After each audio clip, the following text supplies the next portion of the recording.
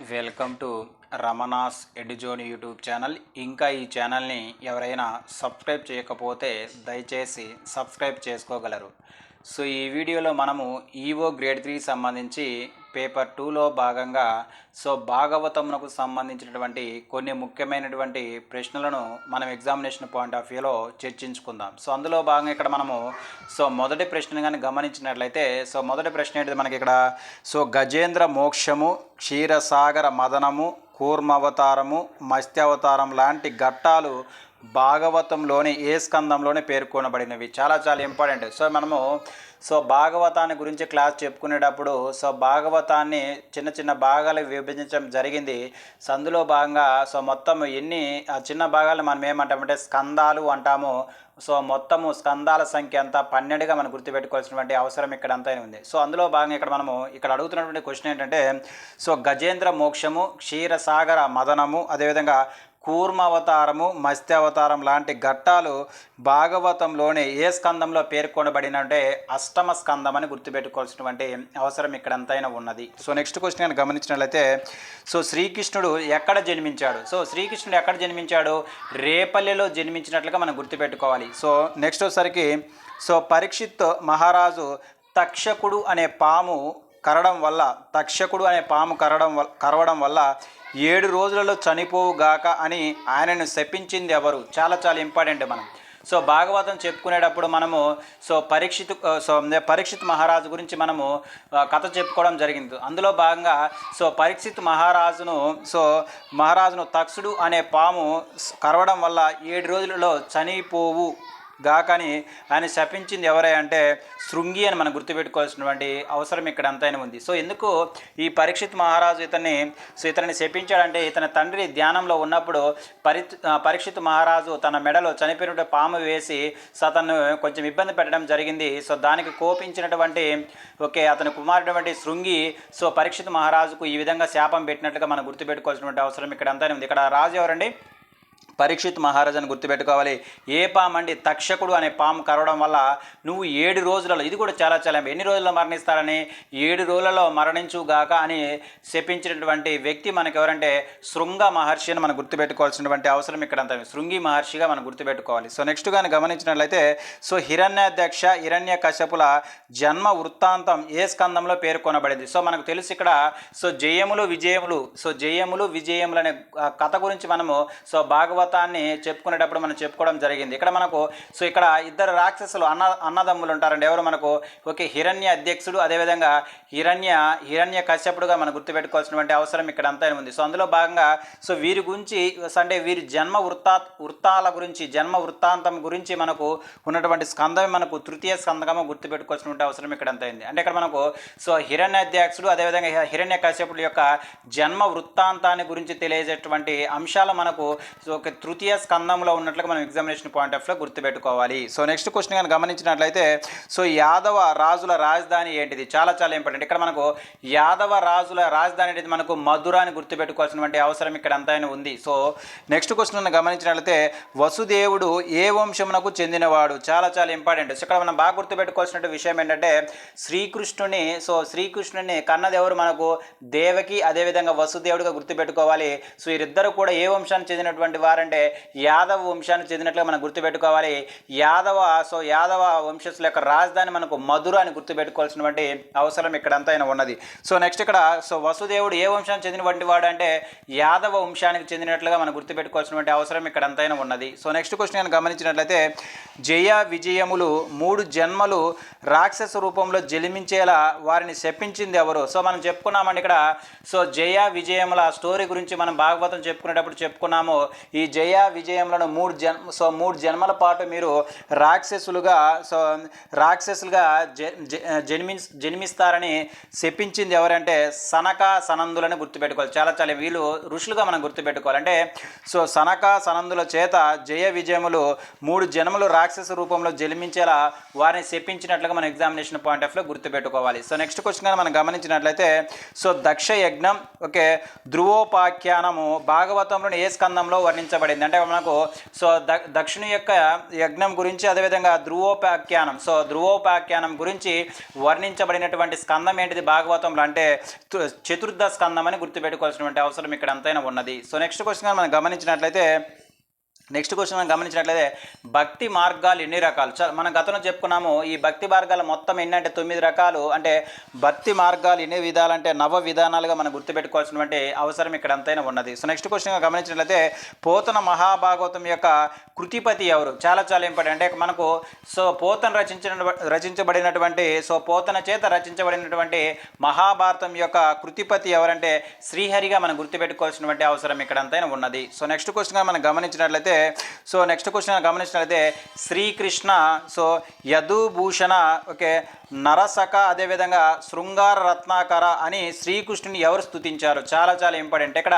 ఇక్కడ ఏమంటున్నారంటే శ్రీకృష్ణుని శృంగార రత్నాకర, అదేవిధంగా నరసక, అదేవిధంగా యదుభూషణ, అదేవిధంగా శ్రీకృష్ణ అని సంబోధించినటువంటి వ్యక్తి ఎవరంటే మనకు కుంతీదేవిగా మనం గుర్తుపెట్టుకోవాల్సినటువంటి అవసరం ఇక్కడ అంతైనా ఉన్నది. సో నెక్స్ట్ క్వశ్చన్ మనం గమనించినట్లయితే భరతుని కథ, అదేవిధంగా యమలోక వర్ణన. భరతుని కథ గురించి, అదేవిధంగా యమలోక వర్ణన గురించి భాగవతంలోనే ఏ స్కందంలో వర్ణించబడింది? చాలా ఇంపార్టెంట్ అండి. ఇక్కడ మనం బాగా గుర్తుపెట్టుకోవాల్సిన విషయం ఏంటంటే భాగవతంలో ఉన్నటువంటి ఏ స్కందంలో భరతుని కథతో పాటు యమలోక వర్ణం గురించి ఉంది అంటే మనం గుర్తుపెట్టుకోవాల్సిన విషయం ఏంటంటే పంచమ స్కందంలోనే గుర్తుపెట్టుకోవాల్సినటువంటి అవసరం ఇక్కడంతా ఉన్నది. సో నెక్స్ట్ క్వశ్చన్ కానీ గమనించినట్లయితే ప్రళయ వర్ణన, కలియుగ ధర్మాలు, అదేవిధంగా మహాభారతంలోని ఏ స్కందంలో వర్ణించబడ్డాయి? అంటే ఎవరి గురించి మనకు ప్రళయ వర్ణన గురించి, అదేవిధంగా కలియుగ ధర్మాల గురించి మహాభారతంలోనే ఏ స్కందంలో మనకు వర్ణించబడడం జరిగిందంటే మనకు ద్వాదశ స్కందం అని గుర్తుపెట్టుకోవాల్సినటువంటి అవసరం ఇక్కడ అంతైనా ఉన్నది. సో నెక్స్ట్ క్వశ్చన్ గమనించినట్లయితే అంబరీషుని కథ, పరశురాముని కథ, యయాతి చరిత్రతో పాటు రంతిదేవుని చరిత్ర లాంటి ఘట్టాలు భాగవతంలోని ఏ స్కందాలో వర్ణించబడినవి? ఎవరి గురించి అండి? అంబరీషుని కథ, పరశురాముని కథ, నెక్స్ట్ వచ్చేసరికి యయాతి చరిత్ర, అదేవిధంగా రతిదేవుని చరిత్ర లాంటి ఘట్టాలు భాగవతంలోని ఏ స్కందంలో వర్ణించబడినంటే నవమ స్కందం అని గుర్తుపెట్టుకోవాల్సినటువంటి అవసరం ఇక్కడ అంతైనా ఉంది. నెక్స్ట్ క్వశ్చన్ కానీ మనం గమనించినట్లయితే దక్ష ప్రజాపతి కూతురు ఎవరు? చాలా ఇంపార్టెంట్. దక్ష ప్రజాపతి యొక్క కూతురు ఎవరు? మనకు సతీదేవిగా మనం గుర్తుపెట్టుకోవాల్సినటువంటి అవసరం ఇక్కడ అంతానే ఉంది. నెక్స్ట్ క్వశ్చన్ గమనించినట్లయితే శ్రీకృష్ణుని పెంచిన తల్లి ఎవరు? మనకు ఇక్కడ మనం గుర్తుపెట్టుకోవాల్సిన విషయం ఏంటంటే శ్రీకృష్ణుని ఎవరికి జన్మించాడంటే వసుదేవుడు, అదేవిధంగా దేవకి జన్మించినట్లుగా మనం గుర్తుపెట్టుకోవాలి. ఈ శ్రీకృష్ణుని యొక్క మేనమామ మనకు కంసుడు అని గుర్తుపెట్టుకోవాల్సినటువంటి అవసరం ఇక్కడ అంతానే ఉంది. ఇక్కడ శ్రీకృష్ణుని పెంచినటువంటి తల్లిదండ్రులు ఎవరంటే మనకు నందనుడు, అదేవిధంగా యశోదని మనం గుర్తుపెట్టుకోవాల్సినటువంటి అవసరం ఇక్కడ అంతైనా ఉన్నది. నెక్స్ట్ క్వశ్చన్ కానీ మనం గమనించినట్లయితే పోతన భాగవతాన్ని ఏ గణంతో ప్రారంభించాడు? మనకు తెలుసు మహాభాగవతాన్ని తెలుగులోకి రచించినటువంటి వ్యక్తి ఎవరు? మనకు బొమ్మెర పోతనగా మనం గుర్తుపెట్టుకోవాలి. పోతన మహాభాగవతాన్ని ఏ గణంతో ప్రారంభించారంటే మా గణంతో ప్రారంభించినట్టు మనం గుర్తుపెట్టుకోవాల్సినటువంటి అవసరం ఇక్కడ అంతైనా ఉంది. అదేవిధంగా మనం గమనించినట్లయితే నెక్స్ట్ కానీ మనం గమనించినట్లయితే మోక్ష కామార్థి అయినటువంటి పరీక్షిత్ మహారాజుకు భాగవత కావ్యాన్ని 7 రోజులలో వినిపించింది ఎవరు? చాలా ఇంపార్టెంట్ అండి. మనం ఇందాక చెప్పుకున్నాము. పరీక్షిత్ మహారాజుని శృంగి మహర్షి ఏం చేశాడు? నువ్వు పాము చేతుల్లో 7 రోజులు మరణిస్తావు అని చెప్పగా 7 రోజులు మరణిస్తావు అని చెప్పగా ఈ మోక్ష కామార్థి అయినటువంటి పరీక్షిత్ మహారాజుకు భాగవతాన్ని 7 రోజులలో వినిపించింది ఎవరంటే మనకు సుఖ మహర్షిగా మనం గుర్తుపెట్టుకోవాల్సిన అవసరం ఇక్కడ అంతనే ఉంది. అంటే భాగవతాన్ని ఎవరు చెప్తున్నారు? సుఖ మహర్షి చెప్తున్నారు, గుర్తుపెట్టుకోవాలి. ఎవరికి చెప్తున్నారంటే మనకు పరీక్షిత్ మహారాజుకు చెప్తున్నట్లుగా మన ఎగ్జామినేషన్ పాయింట్ ఆఫ్ లో గుర్తుపెట్టుకోవాలి. నెక్స్ట్ క్వశ్చన్ మనం గమనించినట్లయితే ప్రహ్లాదుని కథ, హిరణ్యకశిపుని వధ, త్రిపురాసుని సంహారము భాగవతంలోని ఏ స్కందంలో వర్ణించబడిందంటే సప్తమ స్కందం అని గుర్తుపెట్టుకోవాలి. అంటే మనకు ప్రహ్లాదుని కథ, అదేవిధంగా హిరణ్యకశిపుని వధ, అదేవిధంగా త్రిపురాసుర సంహారం గురించి భాగవతంలోనే ఏ స్కందంలో మనకు వర్ణించబడడం జరిగింది అంటే సప్తమ స్కందం అని మనం గుర్తుపెట్టుకోవాల్సినటువంటి అవసరం ఇక్కడ అంతైనా ఉన్నది. నెక్స్ట్ క్వశ్చన్ కానీ మనం గమనించినట్లయితే పరమశివుని జటాజుటం నుంచి ఉద్భవించిన వీరుడు ఎవరు? చాలా ఇంపార్టెంట్ అండి. అంటే పరమశివుని యొక్క జటాజుటం నుంచి ఉద్భవించినటువంటి వీరుడు ఎవరంటే మనకు వీరభద్రుడిని గుర్తుపెట్టుకోవాల్సినటువంటి అవసరం ఇక్కడ అంతైనా ఉంది. ఈ వీరభద్రుడు ఎక్కడ జన్మించాడు అంటే సో పరమశివుని యొక్క జటాజుటం నుంచి పుట్టినట్లుగా మనం ఎగ్జామినేషన్ పాయింట్ ఆఫ్ లో గుర్తుపెట్టుకోవాల్సినటువంటి అవసరం ఇక్కడ అంతైనా ఉన్నది. సో నెక్స్ట్ క్వశ్చన్ గా మనం గమనించినట్లయితే మహావిష్ణువు హిరణ్యాధ్యక్షుని ఏ రూపంలో వచ్చి వధించాడు? చాలా చాలా ఇంపార్టెంట్.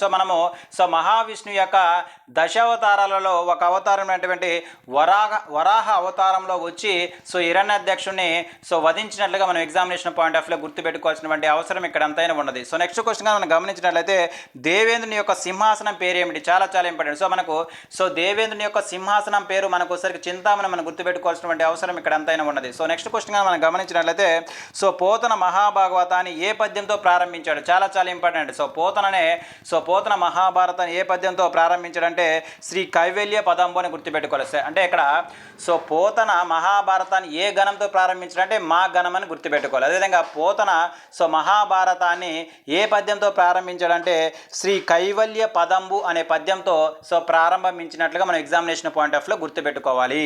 సో నెక్స్ట్ క్వశ్చన్ గా మనం గమనించినట్లయితే శ్రీకృష్ణు యొక్క కన్న తల్లి ఎవరు? ఇప్పుడే మనం చెప్పుకున్నాము శ్రీకృష్ణు యొక్క కన్న తల్లి, అదేవిధంగా తండ్రి ఎవరు మనకు? సో తల్లి వచ్చేసరికి మనకు దేవకి అని గుర్తుపెట్టుకోవాలి, తండ్రి వచ్చేసరికి వసుదేవుడు అని గుర్తుపెట్టుకోవాల్సిన అవసరం ఇక్కడ అంతా ఉంది.